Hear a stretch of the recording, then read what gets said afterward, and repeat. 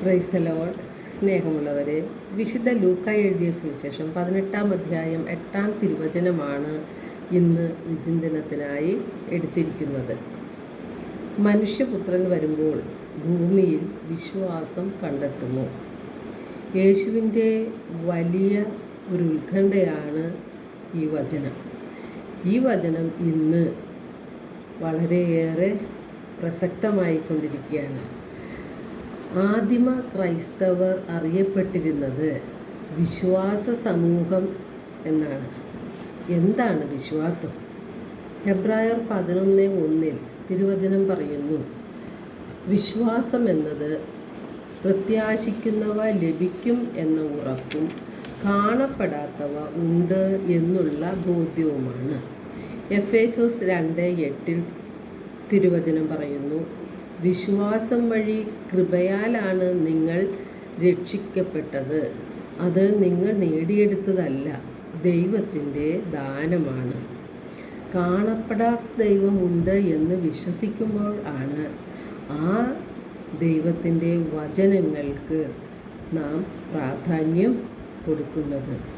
യേശു പറഞ്ഞിട്ടുണ്ട്, എന്നിൽ വിശ്വസിക്കുന്നവൻ എന്നിലല്ല, എന്നെ അയച്ചവനിലാണ് വിശ്വസിക്കുന്നത്.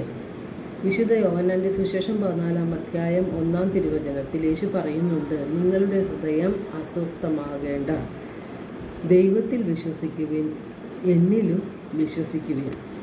നമ്മുടെ ജീവിതത്തിലേക്ക് കടക്കുമ്പോൾ നമുക്കും നമ്മുടെ സമൂഹത്തിലും വിശ്വാസം നഷ്ടപ്പെട്ടുകൊണ്ടിരിക്കുന്ന കാഴ്ചയാണ് നാം കാണുന്നത്. എല്ലാവരുടെയും ശ്രദ്ധ ഈ ലോക കാര്യങ്ങളിൽ മുഴുകിയിരിക്കുകയാണ്. സാത്താൻ മനുഷ്യൻ്റെ വിശ്വാസത്തെ നശിപ്പിച്ചു കളയുകയാണ്. സ്വന്തം കാര്യങ്ങൾ നോക്കുവാനും സമ്പത്ത് വർദ്ധിപ്പിക്കുവാനും ഈ ലോകത്തിൻ്റെ നേട്ടങ്ങൾക്ക് വേണ്ടിയും മനുഷ്യൻ കഠിനമായി പരിശ്രമിക്കുന്നു. സാത്താൻ്റെ കെണിയിൽ പെട്ടുപോകുകയാണ് നാം പലപ്പോഴും. ഈ ലോകം സാത്താൻ പിടിച്ചടക്കിയിരിക്കുന്നതിനാൽ അവൻ്റെ സ്വാധീനത്തിലും കെണിയിലും മനുഷ്യർ വീണു പോകുന്നു. റോമ 12:1 നിങ്ങൾ ഈ ലോകത്തിന് അനുരൂപരാകരുതെന്ന് വിശുദ്ധ പൗലോസ്ലീഹ നമ്മെ ഓർമ്മിപ്പിക്കുന്നുണ്ട്. വിശ്വാസത്തിനെതിരായ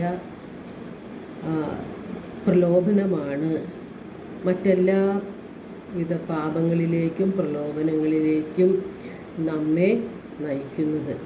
യേശുവിലുള്ള വിശ്വാസത്തിൻ്റെ അഭാവമാണ് തിന്മയിലേക്ക് നമ്മെ നയിക്കുന്നത് എന്ന് വ്യക്തമാണ്. യൂദാസിൻ്റെ വിശ്വാസരാഹിത്യമാണ് യേശുവിനെ ഒറ്റിക്കൊടുക്കുവാനും ആത്മഹത്യയിലേക്കും അവനെ നയിച്ചത്. നാം എപ്പോഴും വിശ്വാസത്തിൽ ഉറച്ച് നിൽക്കേണ്ടിയിരിക്കുന്നു. യേശുവിൽ വിശ്വസിക്കുന്നവർക്ക് പാപങ്ങളിൽ നിന്ന് മോചനവും രോഗസൗഖ്യവും ലഭിക്കുന്നുണ്ട്. വിശുദ്ധ ലൂക്കായുടെ സുവിശേഷം 5-ാം അധ്യായം 20 തളർവാദ രോഗിയെ യേശുവിൻ്റെ അടുക്കിലേക്ക് കൊണ്ടുവന്നവരുടെ വിശ്വാസം കണ്ട് യേശു പറഞ്ഞു, മനുഷ്യ, നിന്റെ പാപങ്ങൾ ക്ഷമിക്കപ്പെട്ടിരിക്കുന്നു. അതുപോലെ ലൂക്ക 22:32 യേശു ശിഷ്യന്മാർക്ക് വേണ്ടി പ്രാർത്ഥിക്കുന്നുണ്ട്, അവരുടെ വിശ്വാസം ക്ഷയിക്കാതിരിക്കാൻ വേണ്ടി.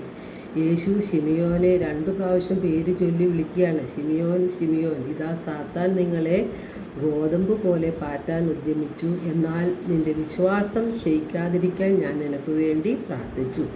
അപ്പോൾ അതുപോലെ ശതാധിപൻ്റെ വിശ്വാസം കണ്ടിട്ട് യേശു അത്ഭുതത്തോടെ പറയുന്നുണ്ട്, ഇത്തരം ഒരു വിശ്വാസം ഞാൻ ഇതുവരെ കണ്ടിട്ടില്ല എന്ന്. അപ്പോൾ വിശ്വാസത്തോടെ നാം പ്രാർത്ഥിക്കുന്നത് എന്തും നമുക്ക് ലഭിക്കും, അതുറപ്പാണ്. വിശ്വസിക്കുന്നവനെയാണ് നമുക്ക് ദൈവം വാഗ്ദാനം ചെയ്തിരിക്കുന്ന നിത്യരക്ഷയിലേക്ക് ദൈവം പ്രവേശിപ്പിക്കുന്നത്. എങ്ങനെ നമ്മുടെ വിശ്വാസം വർദ്ധിപ്പിക്കാം? വിശ്വാസം റോമ 10:17 പറയുന്നുണ്ട്, വിശ്വാസം കേൾവിയിൽ നിന്നും, കേൾവി യേശുവിനെക്കുറിച്ചുള്ള പ്രസംഗത്തിൽ നിന്നുമാണ് എന്ന്. അപ്പോൾ യേശുവിനെ പറ്റി കൂടുതൽ അറിഞ്ഞ് യേശുവിൽ വിശ്വസിച്ച് പ്രാർത്ഥനയിലൂടെ ശക്തി പ്രാപിച്ച് നന്മകളും സൽപ്രവർത്തികളും ചെയ്തുകൊണ്ട് നമ്മുടെ ഈ ലോക ജീവിതം ധന്യമാക്കുമ്പോഴാണ് നമുക്ക് നിത്യജീവനിലേക്ക് പ്രവേശിക്കുവാൻ കഴിയുന്നത്. എല്ലാവർക്കും ഒരു നല്ല ദിനം ആശംസിക്കുന്നു. ദൈവം നമ്മെ ഓരോരുത്തരെയും സമൃദ്ധമായി അനുഗ്രഹിക്കട്ടെ.